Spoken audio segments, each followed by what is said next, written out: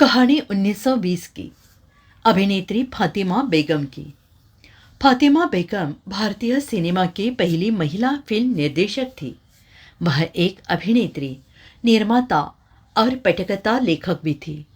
फातिमा बेगम ने अपने खुद के प्रोडक्शन हाउस फातिमा फिल्म की शुरुआत की थी। फातिमा बेगम से जुड़ी कुछ खास बातें। फातिमा बेगम का जन्म साल 1892 में हुआ था। उन्होंने साल 1926 में बुलबुल ए पेरिस्तान फिल्म का निर्देशन किया था। फातिमा बेगम ने वीर अभिमन्यु फिल्म में काम किया था। फातिमा बेगम ने हीरे रांझा 1928 और शकुंतला 1929 जैसी फिल्मों का फिर निर्देशन किया। फातिमा बेगम ने अपनी बेटियों जुबैदा, सुल्ताना और शहजादी को फिल्मों में कास्ट किया। जुबैदा ने भारत की पहली बोलती फिल्म अलम आरा में काम किया। फातिमा बेगम ने 1937 में IGP पवार की फिल्म दुनिया क्या है में आखिरी बार काम किया। फातिमा बेगम का निधन 91 साल की उम्र में साल 1983 में हुआ था। रूढ़िवादी सोच तोड़कर रचा था इतिहास। कैसे स्टेज एक्टर से हिंदी सिनेमा की पहली महिला डायरेक्टर बनी फातिमा बेगम। हिंदुस्तान के इतिहास हमेशा खास रहा है। समाज में महिलाओं का हमेशा से अहम योगदान रहा है, खासकर हिंदी फिल्मों में। आज की फिल्मों की कल्पना किसी एक्ट्रेस या फीमेल डायरेक्टर के बिना अधूरी है, मगर पहले वह दौर था जब महिलाओं के रोल भी पुरुष किया करते थे। उस जमाने में फातिमा बेगम ने बॉलीवुड में एंट्री ली और एक के बाद एक कई इतिहास रच डाले।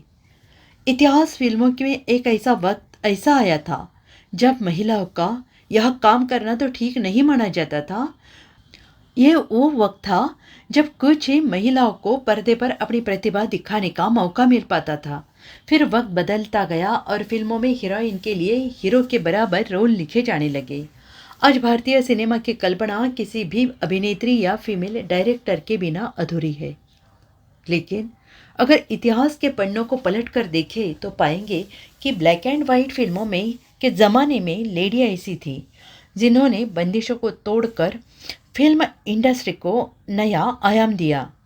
इनका नाम था फातिमा बेगम। कौन थी फातिमा बेगम?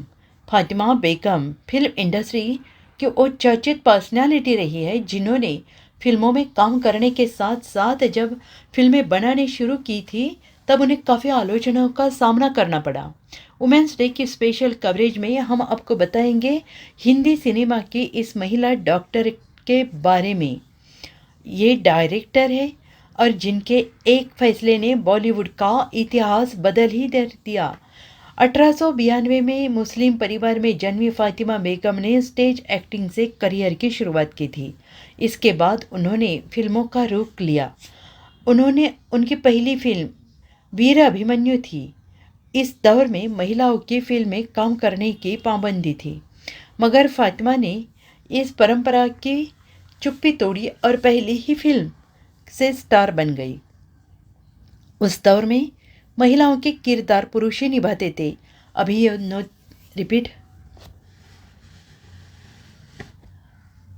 अभिनेत्रियों की कमी के दिनों में फातिमा के फिल्म इंडस्ट्री से जुड़ने से उन्हें रातों रात स्टार बना दिया।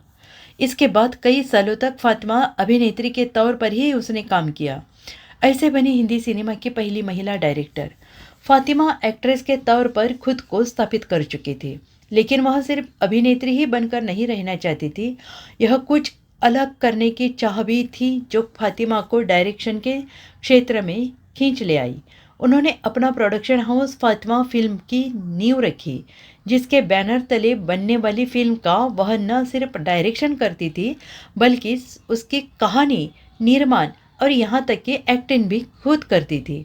यहीं से फातिमा को हिंदी सिनेमा की फर्स्ट वुमेन डायरेक्टर का नाम मिला। फातिमा बेगम के डायरेक्शन में बनने वाली पहली फिल्म बुलबुल ए पेरिस्तान थी और इस तरह फातिमा भारतीय सिनेमा के साथ साथ एशिया की पहली महिला डायरेक्टर बन गई। रिपीट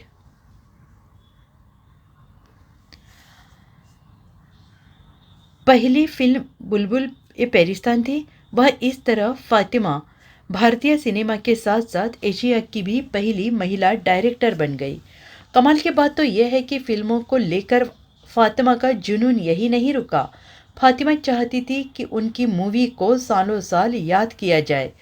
एक तरफ इस बात की तारीफ हो रही थी कि फिल्म को किसी महिला ने डायरेक्टर किया है, तो दूसरी ओर इसमें दिखाए गए वीएफएक्स को लेकर वाह वाह हो रही थी। बुलबुल ए पेरिस्तान भारतीय सिनेमा की पहली साइंस फिक्शन फिल्म थी। बताया जाता है कि इस मूवी के लिए फातिमा ने मोटा खर्चा किया था। मूवी बनाने में कुछ लाखों लगे थे, जिसे आज के अनुसार देखें तो यह करोड़ों का आंकड़ा हो सकता है। अपनी पहली फिल्म में फातिमा ने वीएफएक्स की विदेशी तकनीक इस्तेमाल की थी। बताया जाता है कि ट्रिक फोटोग्राफी की मदद से खुद ही फिल्म के स्पेशल इफ़ेक्ट्स डिजाइन किए थे। यही नहीं, स्क्रीन प्ले भी उन्होंने खुद भी लिखा था। फातिमा बेगम ने जो काम किया, उसने हिंदी सिनेमा का नक्शा ही बदल कर रख दिया था। इसी विरासत को इन्होंने आगे भी जारी रखा। फातिमा ने अपने बेटियों जुबैदा, सुल्ताना और शहजादी को भी लॉन्च किया था। ये तीनों ही साइलेंट एरा के सुपरस्टार रहे। फातिमा बेगम ने जो आखिरी फिल्म डायरेक्टर की थी, वो 1929 में रिलीज़ हुई। उसका नाम गुड डेज ऑफ लक। 1983 में फातिमा ने 91 उम्र में दुनिया को अलविदा कर दिया।